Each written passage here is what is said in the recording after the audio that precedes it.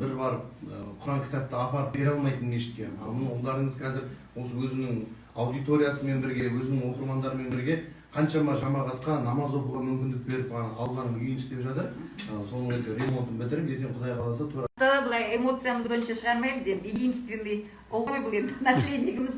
Сондықтан да әйтеуір қайда жүрсе де аман болсын дейміз. Енді қасында осындай керемет ақжарқын жаңа достыққа берік жігіттер жүргеннен кейін осы сен балаларыңыздың қуанышы көбейе берсін. Мешіттің ремонты деген ол ертең бұйыртса, амандық болса, үлкен бір қаншама адамның андай сауабы ғой. Ертең біреуге жайнамаз берсең, сен соның оқыған жайнамаз намазы саған да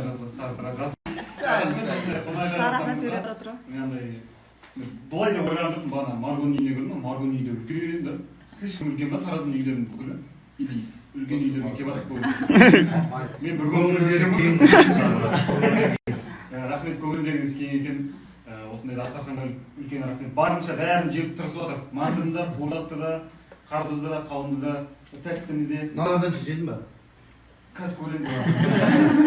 Рахмет, осылай. подписываем деп қояды. Үйге бірінші рет келген қонақтарға сөз беріп отырмыз.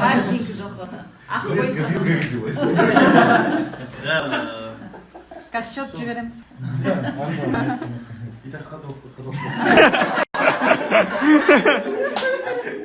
Машинасы бұзылып қалсаң келіп жатқанда. Сол Жансек досымыздың мешітті ремонт бітті, ашылуына жөнделді. Ертең кім барады деп айтты, сол досымыздың қуанышына ортақтасып бәрі біз келіп отырған ұмытқан. Қуаныш күндеріңіз көп болсын, ауырмаңыздар, жүз жасаңыздар. Осындай ұл тәрбиелегендеріңізге рахмет. Осындай кең дастархан әрдайым қуаныш қана жайылсын, үйлеріңізде әрдайым той болып, сәбилер дауыс шыға берсін, амаңыздар, ауырмаңыздар, тек жақсылық болсын үйлеріңізде. Аумин. Өзіңізде көрірсін, бүкіл ағайындардың бәрі қойып. Ең бастысы тілейтінім тіл көзден сақтасын. Ертең бюрода істеп жатқанына бастамасы негізі үлкен жігіттерге де бір үлгі болатын зат бар еді. Біз жинаңда жүреміз қасында. Енді қарап, мысалы өзі жас болса да бас болып жүрген жігіт қой. Енді айтып қойған сөздерінен, әрекетінен бір үлгі аласың кәдімгідей. Сол сөздерге ең бастысы денсаулық. Ертең бұйырса болса, Жансерік үйге келін алып келіп, үлкен қуанышта бәріміз ортақ қылсақ. Сол күнге көп ұзамай жетейік. Рахмет сіздерге.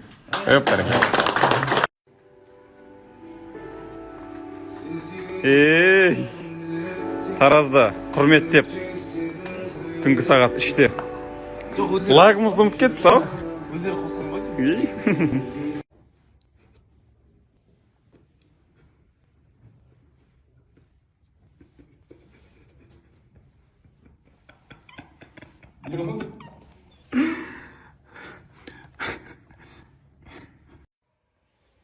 Қалай дейсің? Азында көп именно нараға түсіп тұрса екен деймін, бұл ана төбе тұрса. Мен шетте қорқам жоқ. Әкелді бір подход. Бір подход. Айналды жүрмін, идеал. Білмеймін ғой бәрі. Ұйқыдан тұрсам видео жатыр ғой. Қашып қапты тапшаннан күн түсті ғой деймін. Қайырлы таң, қалайсыңдар? Жатам. Құрбан айт қабыл болсын. Қазір құттықтаймын ғой, асықпай. Түсінікті. Бәрін басып, бері қарап. Қайырлы таң, қазақ елі. Ерте тұрған еркектің ырысы артық, ерте тұрған әйелдің бірісі артық. Бүгінгі құрбан айт мерекесі құтты болсын. Отбасыларыңызда бақыт, береке, молшылық, тоқшылық. Сол, ең басты дендеріңіз сау болсын. Арман мақсаттарың бәріне қол жеткізе беріңіздер. Ал, әжемді елекеңе отырғыздық. Қош келдіңіз, әже. Иә, қазір мешіттің ашылуында бата береді. Қажы ғой, әжем. Құдай қаласа, аяқта жігіттер дайын. Болды, өзім шығам. Ал, сапарымыз сәтті болсын. Біз мұнда өзіміздің семьямызбен жол болсын. Ой, камераны қойып. Давайте, хабарласам ғой, радыны бар. Қайырлы күн достар, қалайсыздар? Бүгінгі құрбан айт мерекесі құтты болсын. Тілеген тілектеріңіз, дұғаларыңыз қабыл болсын. Бүгін біз Жансеріктің, Жанс роднойымыздың осы Жуалы ауданындағы мешітті ашылуына, официально ашуына келдік. Негізі бұл мешіт 1994 жылы негізін қалаған. Одан кейін шаршап, бұзылмана бастағаннан кейін қайтадан жандандыру үшін роднойлармен бірге, жақындарымен бірге осы мешітті қайтадан жандандырды. Қазір енді барлығымыз жиналдық осында, официально аштық, лентасын кестік. Жанс родной молодец, жас болса да осында үлкен іс істеп жатыр. Бұйыртса барлығымызға осы істі жасау нәсіп етсін, ниеттеріңіз қабыл болсын. Көмектескен баршаңызға үлкен рахмет. Бұл күнде сен іздеп арманым, жыр бойын жарладым. Сен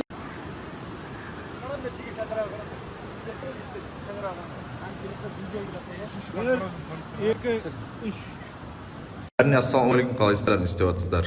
Бүгінгі мейрам, құрбан айт барлықтарыңызға құтты болсын.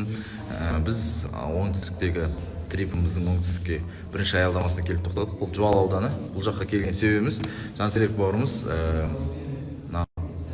осы аудандағы мешіттің құрылысына демеушілік жасап, қайтадан жаңдануына соны ашылып жатыр.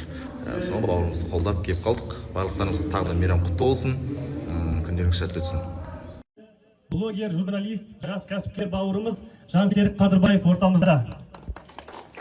Бүгін арнайы Алматыдан келіп отыр. Алла үйінің жаңғырып, жаңа руына қомақты ақша бөліп, игіліктің себепшісі болды.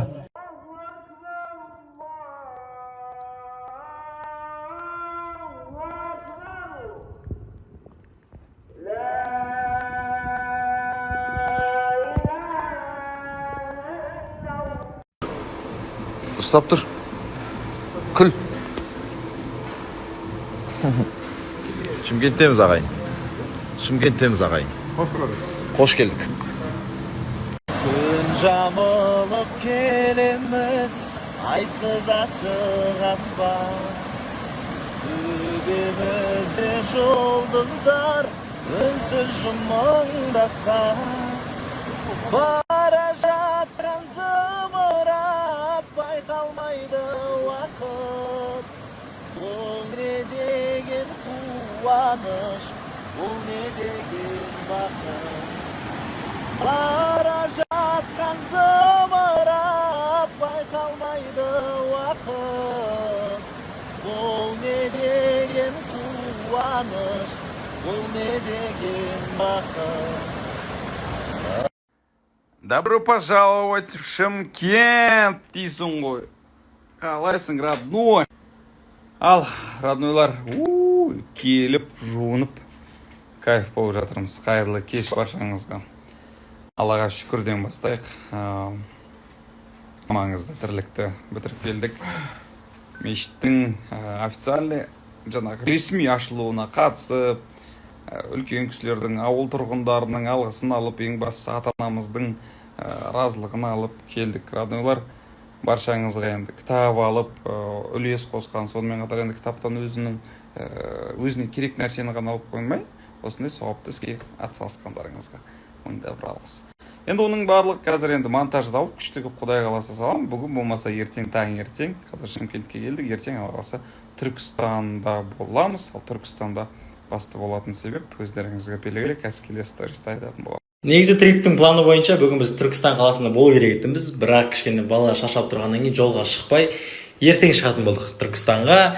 Бүгін біз бір қаладамыз енді. Ой, ол қала дейтін андай шырайлы қала, қай қала деп ойлайсыздар. Мына жерде негізі welcome мистер Әден Марғұлан деп күтіп алу керек еді. Мистер Әден Марғұлан, welcome. Рахмет. Сол қайырлы түн барлықтарыңызға. Шашта кет.